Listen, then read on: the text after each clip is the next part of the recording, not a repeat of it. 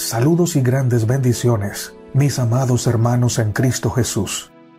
Te saluda tu hermano Natanael Baloyes, desde el canal En Defensa de la Fe, deseando para cada uno de ustedes las más grandes bendiciones de parte de nuestro Señor Jesucristo. Muchas gracias por ver este video. Gracias por compartirlo con tus hermanos y tus amigos. Te invito a darle me gusta. De esta forma nos ayudas a que más personas puedan ver este mensaje. Lección para el 20 de abril del año 2019, titulada Preparémonos para el cambio. Lección para el día sábado 13 de abril, para memorizar. La justicia irá delante de él, y sus pasos nos pondrá por camino. Salmo 85, verso 13. Los invito a hacer una oración. Dios de Abraham, de Isaac y de Israel, cuán grande es tu nombre en toda la tierra. Gracias por ser nuestro Dios. Gracias porque tu palabra es verdad y porque al aceptarla por tu gracia, ella nos hace libres. Pedimos humildemente que bendigas este estudio que vamos a realizar en este momento. Guíanos a toda la verdad.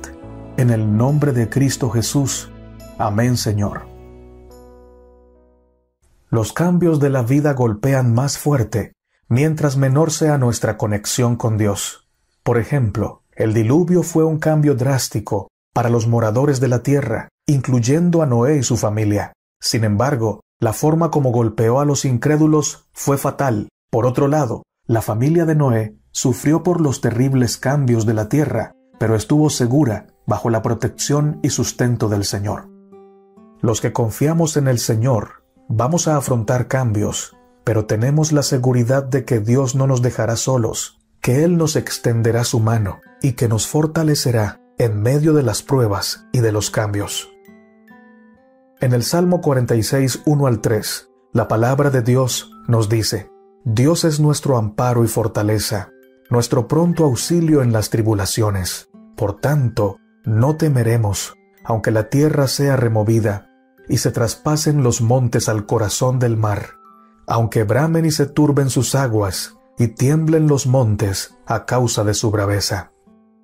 Dice un pensamiento del espíritu de profecía: una vida monótona no es la más propicia para el crecimiento espiritual. Algunos pueden alcanzar la más alta norma de la espiritualidad solo mediante un cambio en el orden regular de las cosas.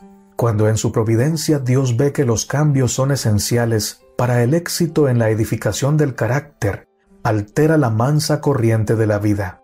Dios ve que un obrero necesita estar estrechamente relacionado con él.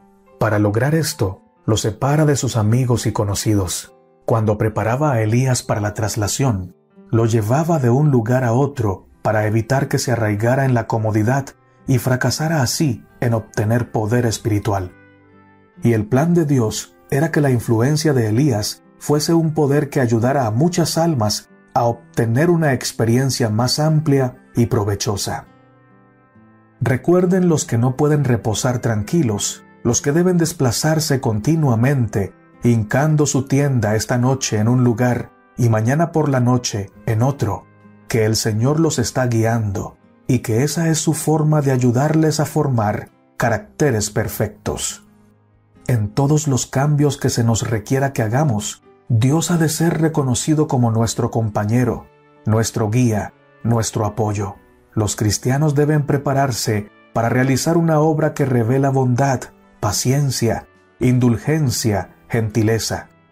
El cultivo de estos dones preciosos debe caracterizar la vida de los cristianos, para que empleen sus facultades más elevadas en ayudar y bendecir a los que están a su alrededor. Review Dan Herald, del 2 de mayo de 1907.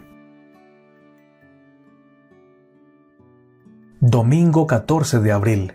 Desprevenidos.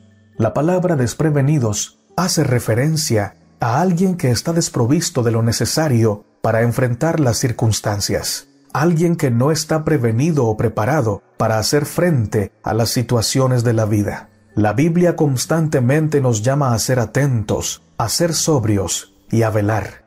El mundo, por otro lado, constantemente invita a los incrédulos a estar desapercibidos y confiados, creyendo que todo va a estar bien, aunque su vida sea desordenada.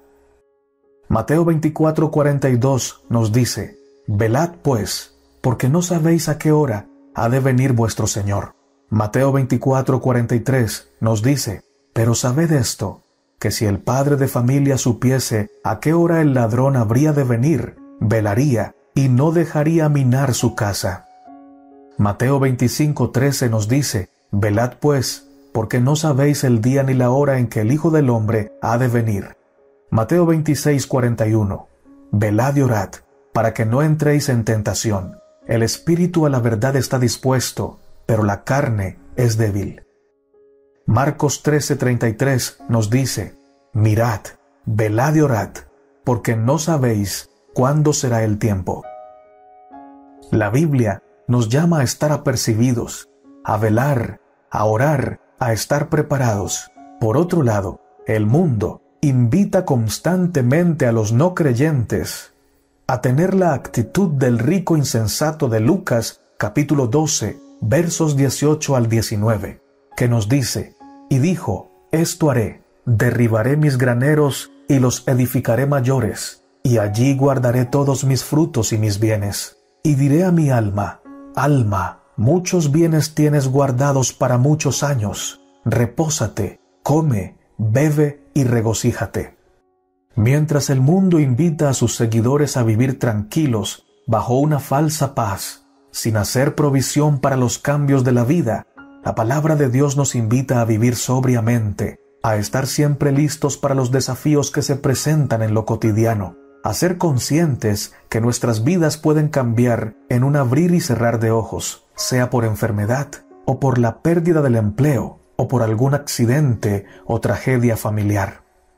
El espíritu de profecía nos dice: las mentes acostumbradas a divagar necesitan cambiar. Por tanto, ceñid los lomos de vuestro entendimiento, sed sobrios y esperad por completo en la gracia que se os traerá cuando Jesucristo sea manifestado.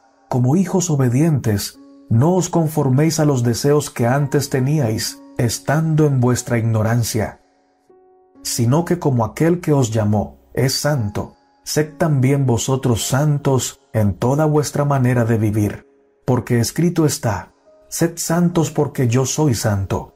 Los pensamientos deben centrarse en Dios. Ahora es el tiempo de hacer esfuerzos fervientes para vencer las tentaciones naturales del corazón carnal.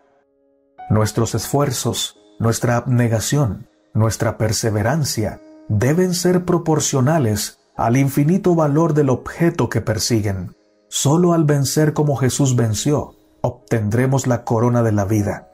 El mayor peligro del hombre es el de engañarse a sí mismo, el de gratificar la suficiencia propia y así separarse de Dios, la fuente de su fortaleza. Nuestras tendencias naturales, a menos que sean corregidas por el Espíritu Santo de Dios, tienen en sí mismas las simientes de la muerte moral. Para recibir la ayuda de Cristo, debemos darnos cuenta de nuestra necesidad. Debemos tener un verdadero conocimiento de nosotros mismos. Cristo solo puede salvar al que se sabe pecador. Solo cuando vemos nuestra total impotencia y renunciamos a toda confianza propia, aceptaremos el poder divino. Matutina, reflejemos a Jesús, 24 de octubre, titulada: Los pensamientos deben centrarse en Dios. Los hijos del Señor siempre están apercibidos. La palabra de Dios despierta sus conciencias, los convence de su situación real, los equipa para vivir preparados para cualquier circunstancia y los capacita para enfrentar el dolor y el gozo, siempre en la sabiduría y paciencia de Dios.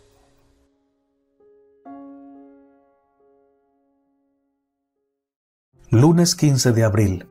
Preparación para el matrimonio. Todo gran paso en la vida requiere preparación. Toda decisión importante exige una preparación equiparada a aquello que se quiere lograr o alcanzar.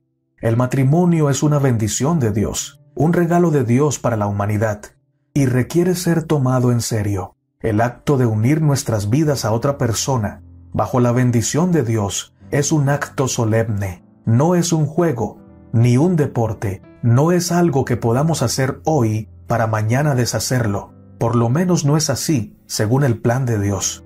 Dios en su palabra nos dice que el matrimonio debe ser para siempre y por ello, antes de dar ese paso, debemos prepararnos de manera responsable, sabia y moralmente. La preparación para el matrimonio debe realizarse en todos los niveles del ser humano. Debe abarcar todas las áreas de la persona: preparación física, mental, espiritual y social. Los dos cónyuges, hombre y mujer, deberían llegar al matrimonio en una óptima condición física. Deben practicar los principios de salud que el Señor ha revelado en su palabra.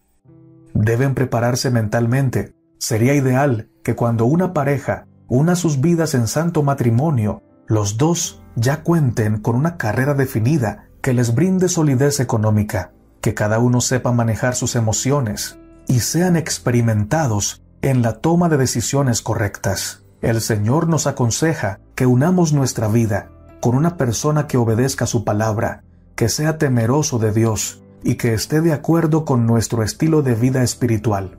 La preparación para el matrimonio debe comenzar mucho antes de tener fecha de boda, incluso antes de conocer a la persona con la que nos vamos a casar.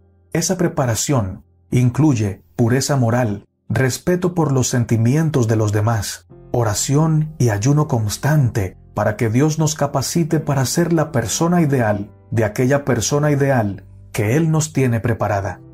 La palabra del Señor nos dice, Mateo 19, 4 al 6, Él respondiendo les dijo, ¿no habéis leído que el que los hizo al principio, varón y hembra los hizo? Y dijo, por esto el hombre dejará padre y madre y se unirá a su mujer, y los dos serán una sola carne. Así que no son ya más dos, sino una sola carne. Por tanto, lo que Dios juntó, no lo separe el hombre. Primera de Corintios 7, verso 2. Pero en vista de tanta inmoralidad, cada hombre debe tener su propia esposa y cada mujer su propio esposo. Proverbios 31:10 nos dice, mujer ejemplar, ¿dónde se hallará? Es más valiosa que las piedras preciosas.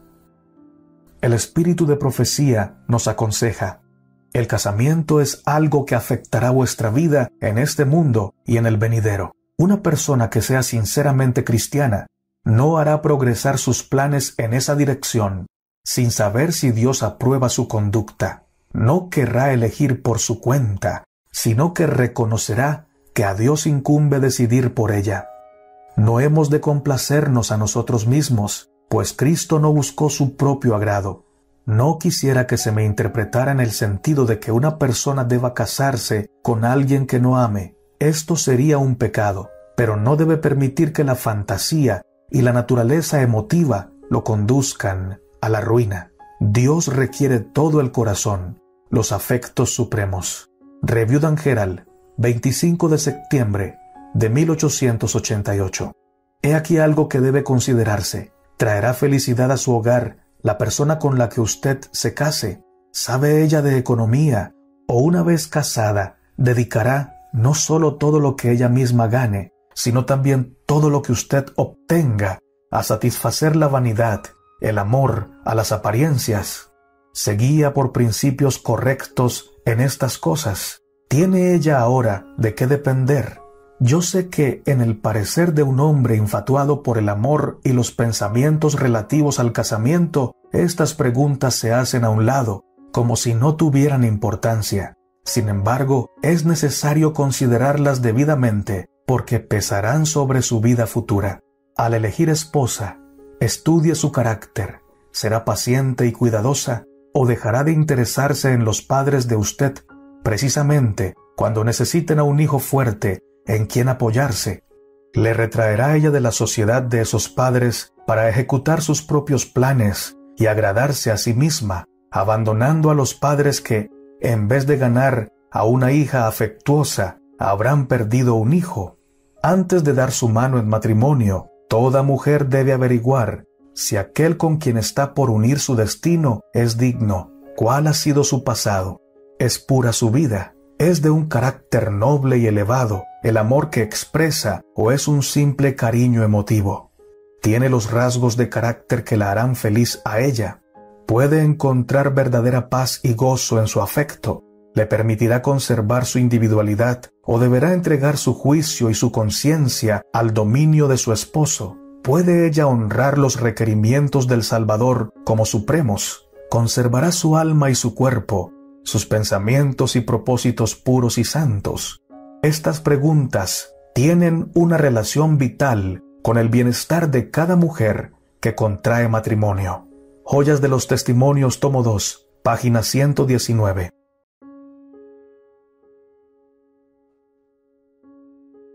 Martes 16 de abril. Preparación para la paternidad. Ser padre es un privilegio a la vez que una gran responsabilidad.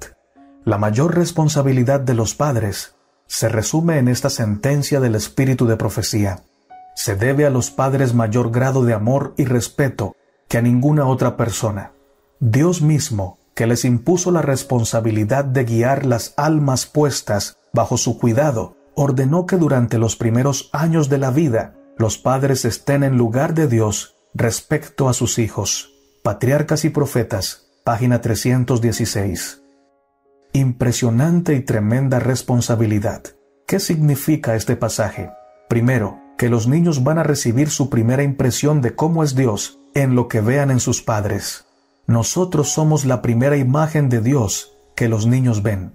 Si somos impacientes, iracundos, indiferentes y lejanos, los niños van a tener serias dificultades para conocer a Dios tal como se revela en su santa palabra. Segundo, significa que debemos inculcarles principios y valores que estén basados en lo que Dios ha revelado y no en nuestras interpretaciones carnales de esos mismos principios. Recae sobre los padres la pesada responsabilidad de enseñar a los hijos a respetar los mandamientos de Dios. Tercero, que debemos proveerles de todo lo necesario para su crecimiento en todas las áreas de la vida. No solo darles cosas materiales, también darles afecto, atención, educación y tiempo, pero sobre todo, espiritualidad. Enseñarles a temer al Señor. El temor de Dios es la mejor herencia que un padre y una madre pueden darle a su hijo. Nadie debería hacerse padre sin estar preparado para ello. Nadie debería traer niños a la existencia si no tiene un hogar bien constituido que brindarle. ¿Cómo nos preparamos para ser padres? En primer lugar, siendo buenos hijos de Dios.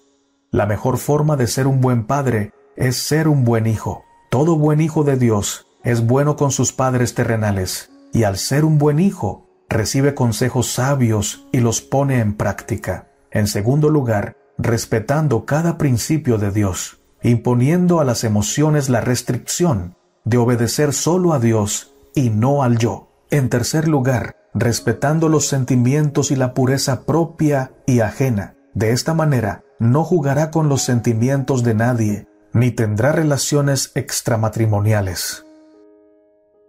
Toda decisión inmoral que tomamos afectará a nuestros hijos, sea que los tengamos o sea que lleguen en el futuro. Por eso, la preparación para la paternidad comienza desde el primer momento que tenemos conciencia del bien y del mal. El Espíritu de Profecía nos dice: un ay descansa sobre los padres que no han educado a sus hijos para que sean temerosos de Dios, sino que les han permitido que sean hombres y mujeres indisciplinados y faltos de dominio propio. Durante su propia niñez, se les permitió manifestar sus pasiones y caprichos y actuar por impulsos, y fomentan ese mismo espíritu en su propio hogar. Son defectuosos en carácter e iracundos en el manejo del hogar. Aún en su aceptación de Cristo, no han vencido las pasiones que se permitió que dominaran su corazón en su niñez. Llevan los resultados de su educación precoz a través de toda su vida religiosa. Review Dan Herald, 9 de octubre de 1900. Sed lo que deseáis que sean vuestros hijos. Por precepto y por ejemplo, los padres han perpetuado su propio sello de carácter en su posteridad. Las palabras y caracteres caprichosos, ásperos y descorteses se impresionan en los hijos y en los hijos de los hijos, y así testifican contra los padres los defectos de su enseñanza, de generación en generación. Señales de los tiempos. 17 de septiembre del año 1894.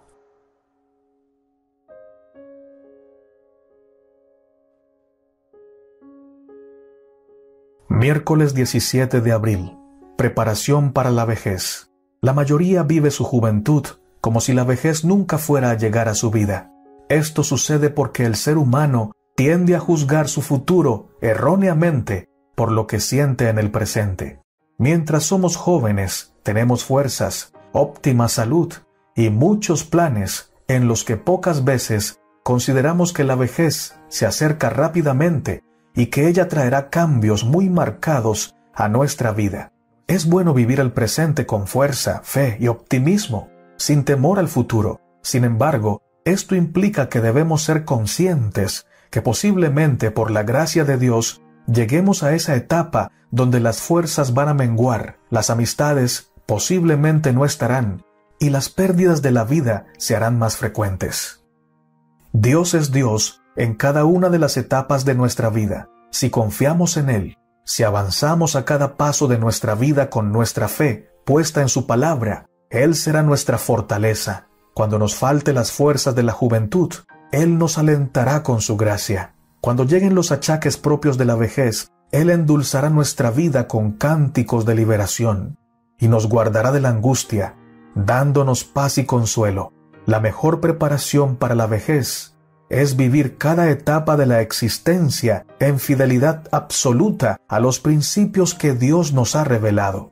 Conservar y acrecentar los buenos hábitos de santidad en nuestra vida, como la oración, el estudio de la palabra y la testificación. Practicar constantemente los principios de salud, hacer ejercicio, tomar aire puro, recibir la luz del sol en el horario adecuado, tomar buenas porciones de agua fresca, descansar equilibradamente, entre otros. El Dios que nos ha sostenido desde que nacimos, que nos sostuvo en la juventud, nos sostendrá también en la vejez. Es un gran privilegio llegar a la vejez, pero llegar a la vejez sin Dios es uno de los dolores más grandes de la vida. Salmo 48:14 nos dice: porque este Dios es Dios nuestro, eternamente y para siempre. Él nos guiará aún más allá de la muerte. El espíritu de profecía nos dice: no puedo soportar el pensamiento de que disminuya la influencia y la eficiencia de nuestros creyentes de edad. El Señor desea que ustedes cooperen, haciendo todo lo que esté de su parte. Si se unen voluntariamente a Él en su obra, sus últimos días serán los más brillantes y mejores. Matutina cada día con Dios, 21 de enero. Título: el más brillante y el mejor. Los que han servido a su Señor cuando el trabajo era duro, que han soportado la pobreza y se han mantenido fieles cuando solo unos pocos estaban de parte de la verdad, deben ser honrados y respetados. Reconozcan los más jóvenes que son sumamente favorecidos al tener entre ellos a esos obreros. Déseles un lugar de honor en sus concilios.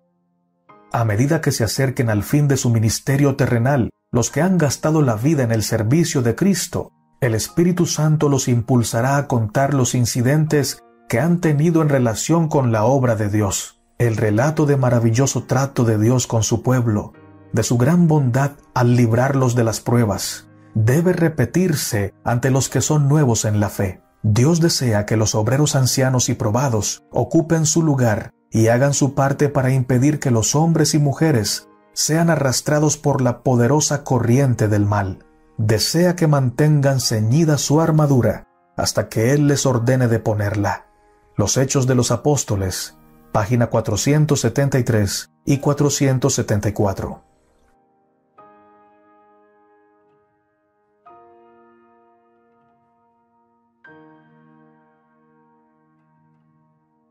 Jueves 18 de abril. Preparación para la muerte. El verdadero creyente ama la vida, no se obsesiona con la muerte, ni vive bajo el temor a ella. Aunque sabe que morirá un día, no tiene tiempo para vivir temeroso por el día de su muerte. Invierte su vida, sus planes, su pensamiento y sus fuerzas en la obra de Dios, en hablar del camino, la verdad y la vida, en servir a los demás y cuando llegue el día de su partida hacia el silencio de la inconsciencia, podrá decir con toda tranquilidad y paz: yo sé en quién he creído. Yo sé que mi Redentor vive y al fin me levantará. El creyente genuino vive cada día preparado para la venida de Cristo o para bajar a la tumba. Vive cada día como si ese día fuera el último. Ama al Señor Jesucristo y cree en sus promesas. La palabra preparación significa aparejar todo para estar listos para cualquier circunstancia o situación. La mejor forma de estar listos para la muerte es sabiendo vivir la vida. Todos aquellos que viven con Cristo mueren con Cristo, y quienes mueren en Cristo resucitarán primero, en su segunda venida y en su reino. La muerte para ellos no es más que una pausa demasiado corta, la cual antecede al momento glorioso cuando entrarán a la eternidad. La muerte es como una pausa tan corta que para el cristiano es semejante al tiempo que se invierte en un abrir y cerrar de ojos. Esto sucede porque cuando morimos, entramos en el sueño de la inconsciencia y se detiene el tiempo para nosotros. Al no pasar tiempo para quien está muerto, la muerte es solo un instante corto entre el día del fallecimiento y el día de la resurrección, aquel día glorioso cuando veremos al Señor y estaremos para siempre con Él. La palabra del Señor nos dice: entonces Jesús le dijo: yo soy la resurrección y la vida. El que cree en mí vivirá, aunque muera, y todo el que vive y cree en mí no morirá para siempre. ¿Crees esto? Juan capítulo 11, versos 25 y 26. Romanos 14:8 nos dice: si vivimos, para el Señor vivimos, y si morimos, para el Señor morimos.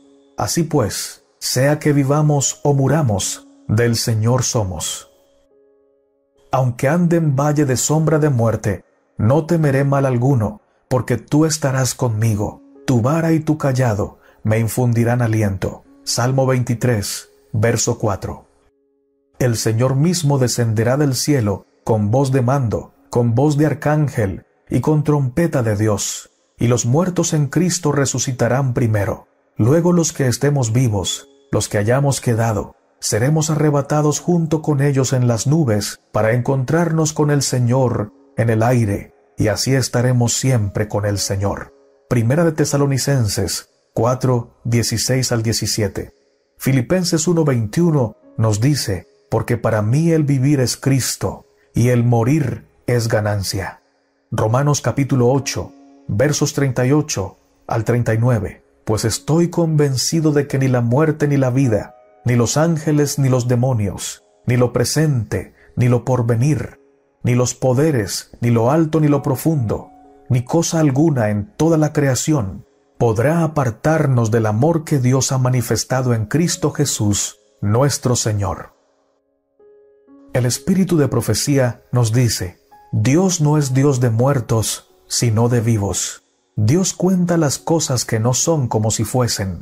Él ve el fin desde el principio, y contempla el resultado de su obra como si estuviese ya terminada.